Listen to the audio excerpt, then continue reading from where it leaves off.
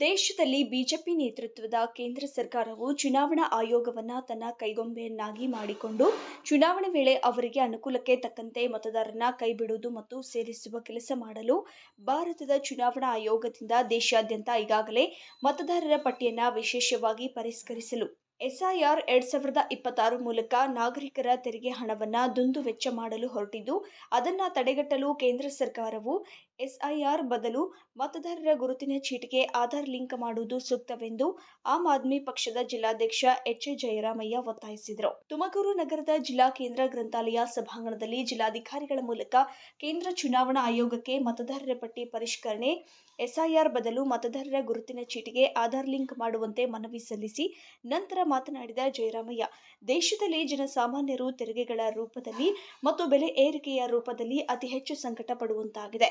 ಆದುದರಿಂದ ದೇಶದ ಆರ್ಥಿಕತೆಗೆ ಧಕ್ಕೆಯಾಗದಂತೆ ಮತದಾನದ ವೇಳೆ ಆಧಾರ್ ಕಾರ್ಡ್ಗೆ ಸಂಬಂಧಿಸಿದ ಫಿಂಗರ್ ಪ್ರಿಂಟ್ ಅನ್ನು ಕಡ್ಡಾಯವಾಗಿ ಮಾಡಬೇಕು ಎಂದು ಒತ್ತಾಯಿಸಿದರು.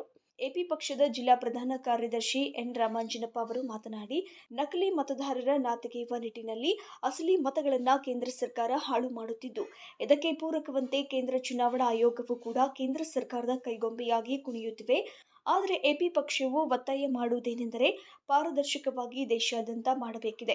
ಪ್ರಜಾಪ್ರಭುತ್ವ ವ್ಯವಸ್ಥೆಯಲ್ಲಿ ಸಂವಿಧಾನಾತ್ಮಕವಾಗಿರುವ ಗೌರವಿತ ಮತದಾನ ವ್ಯವಸ್ಥೆಗೆ ಫಿಂಗರ್ ಪ್ರಿಂಟ್ ವ್ಯವಸ್ಥೆ ಬಂದರೆ ತುಂಬಾ ಅನುಕೂಲವಾಗಲಿದೆ. ಆದರೆ ಕೇಂದ್ರ ಸರ್ಕಾರ ಕಳ್ಳನಂತೆ ನಕಲಿ ಮತದಾನದ ಮೂಲಕ ಅಧಿಕಾರದ ಗದ್ದಿಗೆ ಏರಲು ಚುನಾವಣಾ ಆಯೋಗವನ್ನು ದುರ್ಬಳಕೆ ಮಾಡಿಕೊಳ್ಳುತ್ತಿದೆ ಎಂದು ತಿಳಿಸಿದರು. ಇನ್ನೊಂದೆಡೆ ದೇಶಾದ್ಯಂತ ಲಕ್ಷಾಂತರ ವಿದ್ಯಾವಂತರು ಯುವಕರು ನೀಟ್ ಪರೀಕ್ಷೆಯನ್ನ ಬರೆದಿದ್ದು, ಕೇಂದ್ರ ಸರ್ಕಾರದ ದುರಾಡಳಿತದಿಂದಾಗಿ ನೀಟ್ ಪರೀಕ್ಷೆಯಿಂದ ಸುಮಾರು ವಿದ್ಯಾರ್ಥಿಗಳು ಆತ್ಮಹತ್ಯೆ ಮಾಡಿಕೊಂಡಿದ್ದಾರೆ. ಇದರಿಂದ ತಿಳಿಯುತ್ತಿದೆ, ಉಗ್ರಗಾಮಿಗಳು ಬೇರೆ ದೇಶದಲ್ಲಿಲ್ಲ, ಆದರೆ ನಮ್ಮ ದೇಶದಲ್ಲಿ ಇದ್ದಾರೆ. ನಮ್ಮ ವಿದ್ಯಾವಂತ ಯುವಕ ಯುವತಿಯರನ್ನೇ ಈ ರೀತಿಯಾಗಿ ಸಾಯಿಸುತ್ತಿದ್ದಾರೆ. ಯುವಕರಿಗೆ ಸರಿಯಾಗಿ ಉದ್ಯೋಗ ನೀಡಲಾರದೆ ಕೇಂದ್ರ ಸರ್ಕಾರವು ಪಾರದರ್ಶಕವಾಗಿ ನೀಟ್ ಪರೀಕ್ಷೆಯನ್ನ ನಡೆಸದೆ ಕುತಂತ್ರದ ಮೋಸ ಮಾಡುತ್ತಿದೆ ಎಂದು ತಿಳಿಸಿದರು. ಇವತ್ತಿನ ದಿನ ಎಸ್ಐಆರ್ ಮತದಾರರ ಪರಿಷ್ಕರಣೆ ಮಾಡಲಿಕ್ಕೇನು ಇವತ್ತು ಚುನಾವಣಾ ಆಯೋಗ ಹೊರಟಿದೆ. ಇದಕ್ಕೆ ಬೆನ್ನೆಲುಬಾಗಿ ಕೇಂದ್ರ ಸರ್ಕಾರ ಸ್ವಾಯತ್ತ ಸಂಸ್ಥೆಗಳನ್ನು ದುರ್ಬಳಕೆ ಮಾಡಿಕೊಂಡು ಅವರ ಹೇಳುವ ರೀತಿ ಚುನಾವಣಾ ಆಯೋಗ ಕೆಲಸ ಮಾಡ್ತಾ ಇರೋದ್ರಿಂದ ಜನ ಇವತ್ತು ಚುನಾವಣಾ ಆಯೋಗದ ಮೇಲೆ ಇರ್ತಕ್ಕಂಥ ನಂಬಿಕೆಯನ್ನು ಸಂಪೂರ್ಣವಾಗಿ ಕಳ್ಕೊಂಡಿದ್ದಾರೆ.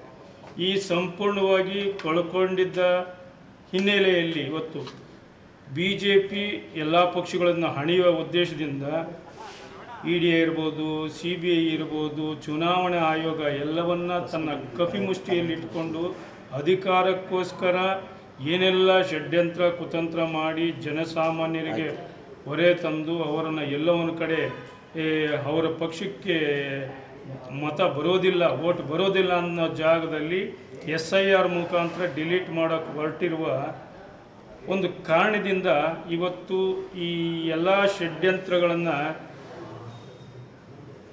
ನಿರ್ನಾಮ ಮಾಡಬೇಕು ಅಂತಲೇ ಇವತ್ತು ಒಂದು ಕಾಕ್ರೋಚ್ ಪಾರ್ಟಿ ಉದಯ ಆಗಿದೆ. ಅಂದರೆ ಯುವ ಜನತೆ, ಪ್ರಜ್ಞಾವಂತರು, ವಿದ್ಯಾವಂತರು ಅಂದರೆ ಇವರ ಷಡ್ಯಂತ್ರವನ್ನು ಕಂಡು ಇದಕ್ಕೆ ವಿರುದ್ಧವಾಗಿ ಇವರನ್ನ ಕಾಕ್ರೋಚ್ ಜಿರಳೆಗಳೆಲ್ಲ ಕಚ್ಚಿ ತಿನ್ನುವಂಥ ಕಾಲ ಬಂದಿದೆ. ಆ ಕಾರಣಕ್ಕೆ ಇವತ್ತು ಕೇಂದ್ರ ಸರ್ಕಾರಕ್ಕೆ ನಾವು ಎಚ್ಚರಿಕೆ ಕೊಡ್ತಾ ಇದ್ದೀವಿ. ನಿಮ್ಮ ಕುತಂತ್ರಿ ಬುದ್ಧಿ, ಕಂತ್ರಿ ಬುದ್ಧಿಯನ್ನು ಬಿಟ್ಟು ಜನರಿಗೋಸ್ಕರ ಕೆಲಸ ಮಾಡಿ. ಚುನಾವಣಾ ಆಯೋಗ ಸ್ವಾಯತ್ತ ಸಂಸ್ಥೆ, ಸ್ವತಂತ್ರ ಸಂಸ್ಥೆ. ನೀವು ಕೈಗೊಂಬೆಗಳಾಗಿ ಅವರ ಗುಲಾಮರಾಗಿ ಕೆಲಸ ಮಾಡಬಾರ್ದು. ಇನ್ನು ಈ ಸಂದರ್ಭದಲ್ಲಿ ಶಿರಾ ತಾಲೂಕು ಅಧ್ಯಕ್ಷ BV ತಿಮ್ಮಪ್ಪ, ಪಾವಗಡ ಪ್ರಧಾನ ಕಾರ್ಯದರ್ಶಿ KN ನಾರಾಯಣ ಸೇರಿದಂತೆ ಇತರರು ಉಪಸ್ಥಿತರಿದ್ದರು.